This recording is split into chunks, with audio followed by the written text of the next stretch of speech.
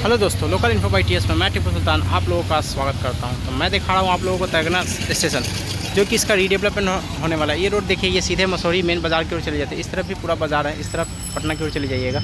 ये normal highway है, main highway उस तरफ है। तो यहाँ पर जो 508 स्टेशनों का डेवलपमेंट होगा, उसमें से जो 49 स्टेशन है उसमें मसौरी का भी नाम है। ये पटना गया रूट में पड़ता है, पटना से लगभग 30 किलोमीटर की दूरी पर ये सब एरिया डेवलपमेंट होगा। तो मैं अभी दिखा रहा हूँ फ्यूचर में क्या कुछ डेवलपमेंट होगा, वो सब मैं दिखाऊंगा। चलिए अभी कुछ अंदर घुमाता हूँ। तो अभी कुछ तरगना स्टेशन ऐसा दिखता है जो कि मसौरी में पड़ता है, और इस साइड पटना है, 4 ट्रैक है, 2 प्लेटफॉर्म है, और इस साइड गया है। तो यहाँ पे एक नया FOB बना है। चलिए अभी मैं दिखाता हूँ सब कुछ, ऊपर चलकर नीचे चलकर। जो मैं दिखा रहा हूँ ये गया साइड है, और 4 ट्रैक आप देखिए दूर से। और यहाँ पर 18 अप 18 डाउन ट्रेन रुकती है। सिर्फ 2 ट्रेन नहीं रुकती, एक वंदे भारत और एक पटना गया सिकंदराबाद एक्सप्रेस नहीं रुकती है। बाकी सारी ट्रेनें यहाँ रुकती है। टोटल 36 ट्रेनों का स्टॉपेज है।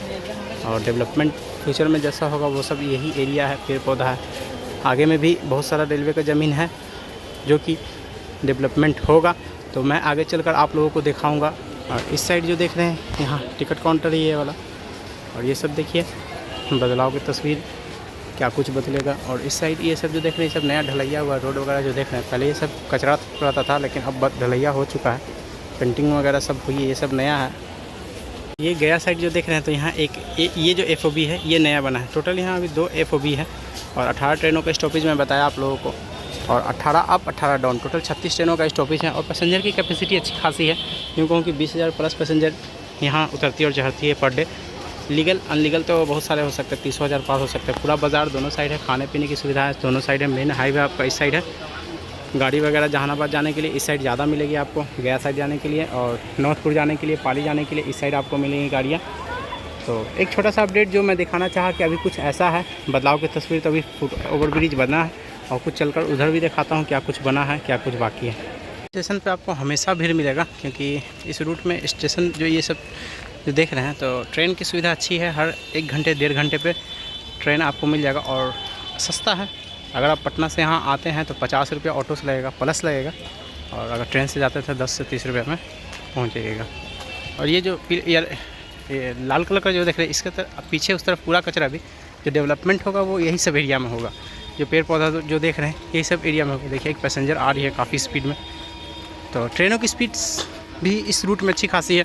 आपको 90 किलोमीटर की स्पीड पैसेंजर जो है लगभग 2.5 घंटा में कवर करती है, और एक्सप्रेस कोई 1 घंटा में, कोई 1.5 घंटा में।